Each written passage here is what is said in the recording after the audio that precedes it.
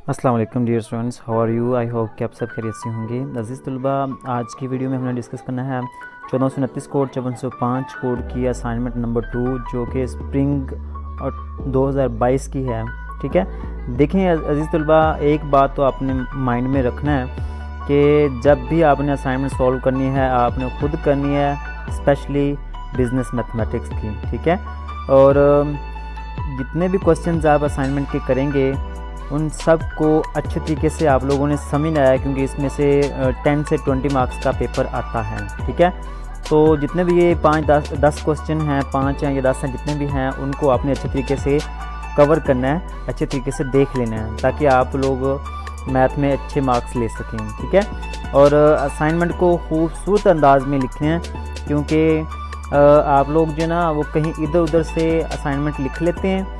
और मैंने अक्सर यहाँ पे YouTube पे देखा है कि बहुत सारे असाइनमेंट्स के क्वेश्चन जो ना वो रॉन्ग दिए होते हैं, और कुछ इस तरह से दिए होते हैं कि स्टूडेंट्स को भी समझ नहीं आती कि पता नहीं यहाँ पे क्या लिखा हुआ है और ये कैसे आ गया है। ठीक है, तो याद रखना है आपने असाइनमेंट को सिंपल वे में लिखना है और इस तरीके से लिखना है कि आगे जो ट्यूटर है वो भी अंडरस्टैंड कर जाए कि वाकई स्टूडेंट ने खुद मेहनत की है। ठीक है, तो ये क्वेश्चन नंबर 1 था। क्वेश्चन नंबर 1 के उसमें आप लोगों ने x1 और x2 की वैल्यू फाइंड आउट करनी है।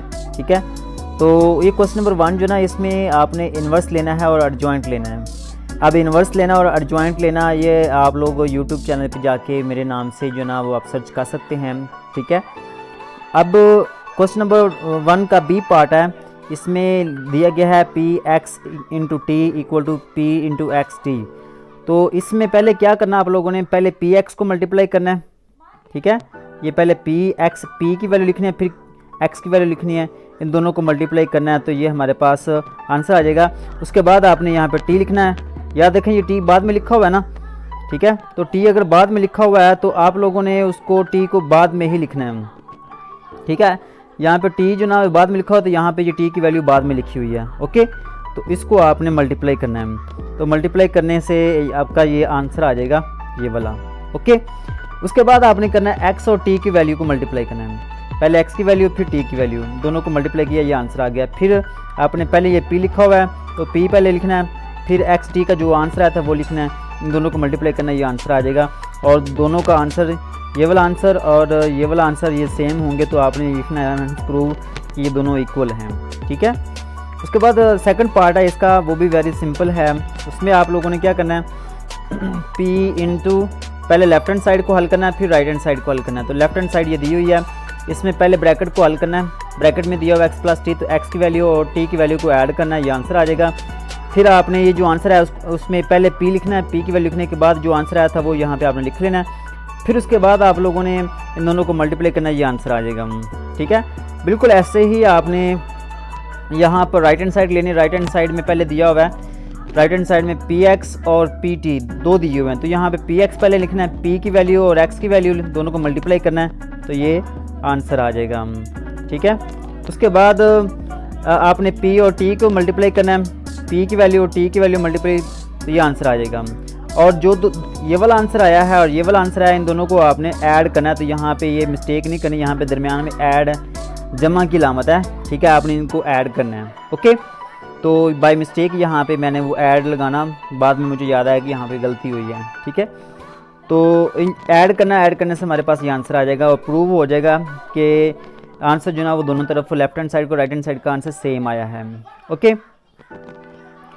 उसके बाद आप लोगों ने क्वेश्चन नंबर 2 ये बहुत ही इंपॉर्टेंट है पेपर के पॉइंट ऑफ व्यू से भी। ये ए मैट्रिक्स का, इसका आपने डिटर्मिनेंट लेना है और ये डिटर्मिनेंट की अलामत दी हुई है। ठीक है, डिटर्मिनेंट लेना, ये 3/3 मैट्रिक्स है, इसका डिटर्मिनेंट लेना आपने कैसे लिया जाता है, आप ये अलग से यूट्यूब चैनल पे चैप्टर नंबर 5 का जो ना chapter number 5 1429 code by Asif sir, उस हवाले से आपको डिटेल से मिल जाएगा, अच्छे तरीके से आप वहाँ पे समझ सकते हैं। उसके बाद आपने लेना कोफैक्टर्स। ठीक है, तो ये कोफैक्टर्स आपने निकालने हैं। कोफैक्टर्स पहले आपने निकालने हैं, तो ये A11, A12, A13, A21, A22, A23। ठीक है, तो ये कोफैक्टर्स निकालना, ये भी चैप्टर नंबर 6 में से है और आप वहाँ से आप देख सकते हैं, सर्च कर सकते हैं chapter number 6 1429 code by sir Asif, तो आपको वहाँ पे मिल जाएगा। ठीक है, तो ये A31, 32, 33 ये सारी चीज़ें आप लोगों ने निकाल लेनी है। ये एक्चुअली ये क्या है, ये को फैक्टर्स हैं, तो आप लोगों को पता होना चाहिए कि ये को फैक्टर्स कैसे निकाले जाते हैं। ठीक है, तो ये को फैक्टर्स निकालने के बाद आप लोगों ने ये लिख लेना है आपने, इसका आंसर जो ना वो लिख लेना है। ओके, अच्छा उसके बाद आ जाता है हमारे पास क्वेश्चन नंबर 2, इसका बी पार्ट। क्वेश्चन नंबर 2 का बी पार्ट है। ठीक है, ये इसको क्रैमर के तरीके से आपने क्रैमर रूल से सॉल्व करना है। तो यहाँ पे याद रखना है, यहाँ पे दरमियान में दूसरी इक्वेशन है ना, जहाँ पे 18 लिखा हुआ है। ठीक है, यहाँ पर ये वाली, इसमें 2 वैल्यूज़ हैं, इसको आपने 3 बनाना है, 3 वैल्यूज़ कंप्लीट करनी है। जो वैल्यू मिस होगी उसके साथ आपने 0 लगाकर ऐड कर लेना। जैसे x1 है तो ये x1 लिख लिया, आगे x2 नहीं दिया हो तो उसके साथ 0 लगाकर आपने ऐड कर लेना है। बिल्कुल ऐसे ही यहाँ पर x2 दिया हुआ है, x1 नहीं दिया तो 0 लगाकर आपने ऐड कर लेना है। ओके, तो ये क्रैमर के तरीके से आप लोगों ने इसको सोल्व कर लेना है। क्रैमर के तरीके में आपने 4 मैट्रिक्स बनाने हैं। पहला A मैट्रिक्स, उसका डिटर्मिनेंट लेना है। ठीक है, डिटर्मिनेंट लेने के बाद आपने फिर A1 मैट्रिक्स लेना है, उसका डिटर्मिनेंट, A2 मैट्रिक्स, उसका डिटर्मिनेंट, वेरी सिंपल।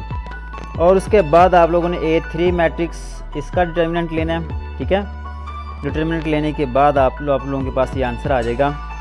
और जब आपने ये तीनों मैट्रिक्स के डिटर्मिनेंट ले लें तो उसके बाद आपने x1 की, x2 की, x3 की वैल्यू फाइंड आउट करनी है। तो उसके लिए हमारे पास ये फार्मूले दिए हुए हैं। ओके, अच्छा उसके बाद नेक्स्ट क्वेश्चन हमारे पास आ जाता है क्वेश्चन नंबर 3, उसका ए पार्ट है। तो क्वेश्चन नंबर 3 का ए पार्ट, उसमें लिमिट दी हुई है कि लिमिट फाइंड आउट करें। बहुत ही आसान क्वेश्चन है और पेपर के पॉइंट ऑफ व्यू से बहुत ही इंपॉर्टेंट है। ठीक है, देखिए यहाँ पे x² - 5 है, यहाँ पे x की जगह पे आपने 3 पुट करना है। 3 का स्क्वायर 9, 9 में से 5 निकालेंगे 4, 4 का स्क्वायर रूट लेंगे तो 2 आ जाएगा। इस तरीके से यहाँ पे x की वैल्यू पुट करेंगे, 8 - 8 0, इन्फिनिटी आंसर आ जाएगा। और एक आपने इन्फिनिटी प्लस लगाना है, एक इन्फिनिटी माइनस लगाना है, क्योंकि हमने अपर और लोअर लिमिट, अपर लिमिट के लिए प्लस का साइन और लोअर लिमिट के लिए माइनस का साइन लगाना है आपने। ओके, उसके बाद जब हमारे पास ये दोनों आंसर सेम नहीं आएंगे, एक प्लस में है एक माइनस में है, तो ये दोनों लिमिट्स इक्वल नहीं है। जब दोनों लिमिट्स इक्वल ना हों तो फिर उस वक्त आपने क्या कहना है, आपने कहना है कि लिमिट जो ना वो एग्जिस्ट नहीं करती। ठीक है, तो लिमिट एग्जिस्ट नहीं करती। यहाँ पे x की वैल्यू -2 पुट करनी है तो -2 पुट करेंगे तो -2 + 2 0 0। अगर बटे के नीचे डिनोमिनेटर में 0 हो तो उसका आंसर इन्फिनिटी आता है। ओके, अच्छा उसके बाद नेक्स्ट क्वेश्चन हमारे पास आ जाता है क्वेश्चन नंबर 3 का बी पार्ट है। क्वेश्चन नंबर 3 के बी पार्ट में f(x) की वैल्यू ये दी हुई है, फंक्शन दिया हुआ है, इसका डेरिवेटिव लेना है पहले। तो डेरिवेटिव लेने से का तरीका अगर आप लोगों ने याद कर लेना है।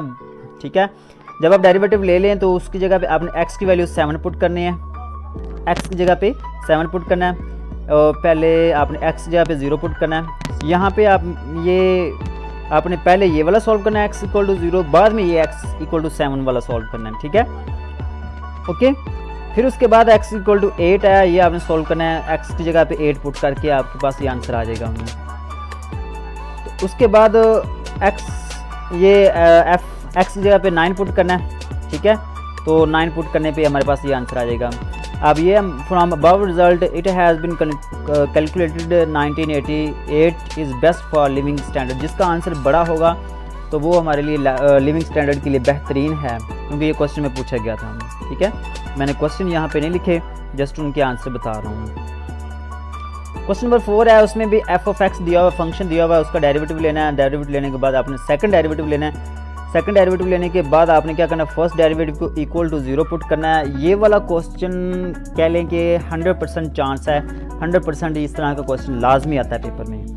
तो आपने क्या करना है, फर्स्ट डेरिवेटिव को इक्वल टू 0 लेना है और इसमें से 4x कॉमन ले लेना है। अब ये 2 वैल्यूज़ हैं, यहाँ पे 4x है और x² - 16 है। 4x को भी इक्वल टू 0, x² - 16 इसको भी 0, तो ये 4 इधर आके डिवाइड हो जाएगा और अगर बटे के ऊपर 0 है तो सारा 0 हो जाएगा।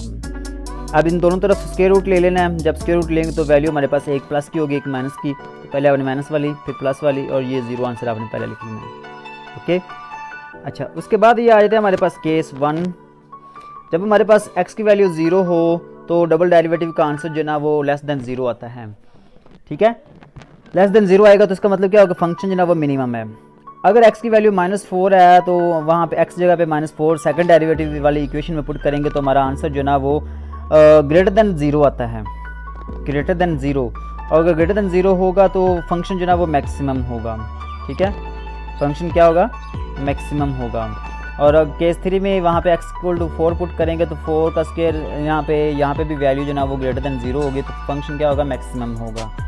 आई होप कि आप लोगों को ये क्लियर हो गया होगा। क्वेश्चन नंबर 4 में भी यहाँ पे x फंक्शन दिया हुआ है ये वाला, ठीक है। तो x की वैल्यू जो ना वो 0 से लेकर 3 तक है। ये क्वेश्चन में गिवन है x की वैल्यू 0 से लेकर 3 तक, वो आपने यहाँ पे 0 1 2 3 ये सारी लिख लेनी है, 0 1 2 3, ठीक है। उसके बाद यहाँ पे जब आपने क्या करना है, x की वैल्यू 0 है, ठीक है, x की वैल्यू 0 हो तो हमारे पास जो आंसर आएगा वो 16 आएगा। अगर x की वैल्यू 1 है तो आंसर 1 आएगा, अगर x की वैल्यू 2 है तो आंसर 0 आएगा, अगर x की वैल्यू 3 है तो आंसर 1 आएगा। तो यहाँ पे देखना आपने कि फंक्शन कहाँ पे मैक्सिमम कहाँ पे मिनिमम है। देखिए फंक्शन जो ना वो मैक्सिमम है एट x इक्वल टू 0, क्योंकि उसका आंसर 16 आया, बड़ा है। तो यहाँ पे x इक्वल टू 0 जो ना यहाँ पे फंक्शन मैक्सिमम होगा, और 0 कब होगा, जब 2 होगा, तो minimum at x equal to 2। उसके बाद क्वेश्चन नंबर 5 है। क्वेश्चन नंबर 5 का ए पार्ट है, उसमें आ जाता है f(x, y, z)। तो सबसे पहले आपने x के लिहाज से डेरिवेटिव लेना है, तो बाकी जो y और z है ना ये कांस्टेंट होंगे, y और z क्या होंगे, कांस्टेंट होंगे, ठीक है। तो इस तरह से आपने ये डेरिवेटिव ले लेना है। उसके बाद f y जो है ना ये आपने लेना है, ठीक है, और f ऑफ y लेने के बाद आपने f ऑफ z भी लेना है, ठीक, ओके। डेरिवेटिव लेने के बाद आपने क्या करना है, एक f ऑफ y x। इसका मतलब क्या है, इसका मतलब यह है कि आपने पहले f ऑफ y के लिहाज से उसका डेरिवेटिव लिया, फिर उसके बाद x के लिहाज से जो आंसर आया ना f ऑफ y का, उसका x के लिहाज से डेरिवेटिव लेना है। बिल्कुल सेम ऐसे ही है, f ऑफ x का आंसर ले लिया, उसका डेरिवेटिव लेना विद रिस्पेक्ट टू z, बाकी सारे कांस्टेंट होंगे z के अलावा, ठीक है। तो उसका आंसर आपने ये निकाल लेना है। f ऑफ z y ये भी आपने निकाल लेना है, मतलब f ऑफ z का आंसर डेरिवेटिव लेना विद रिस्पेक्ट टू y। उसके बाद f ऑफ y की वैल्यू आपने यहाँ पे x की वैल्यू -2, y की वैल्यू -2 -1 और z की वैल्यू 3 पुट करनी है, ठीक है। पुट करने के बाद ये आंसर आ जाएगा। उम्मीद करता हूँ कि आप लोगों को ये क्वेश्चन की समझ आ गई होगी। उसके बाद क्वेश्चन नंबर 5, इसका बी पार्ट है। ये फंक्शन दिया हुआ है z equal to f of x y, और कहता है कि f ऑफ x जो है ना ये शो करता है लेबर कॉस्ट को, ठीक है, मार्जिनल लेबर कॉस्ट, और f ऑफ y ये मार्जिनल कॉस्ट ऑफ मटेरियल को शो करता है। तो f ऑफ x और f ऑफ y कैसे फाइंड आउट करना है, f ऑफ x आपने क्या करना है, इसका डेरिवेटिव लेना है पार्शियल z और पार्शियल x के लिहाज से, f ऑफ y है तो पार्शियल z और पार्शियल y के लिहाज से। उम्मीद करता हूँ कि आप लोगों को ये वीडियो पसंद आई। अगर वीडियो पसंद आए तो वीडियो को लाइक ज़रूर कीजिएगा। मिलते हैं नेक्स्ट वीडियो में, तब तक के लिए अल्लाह निगहबान।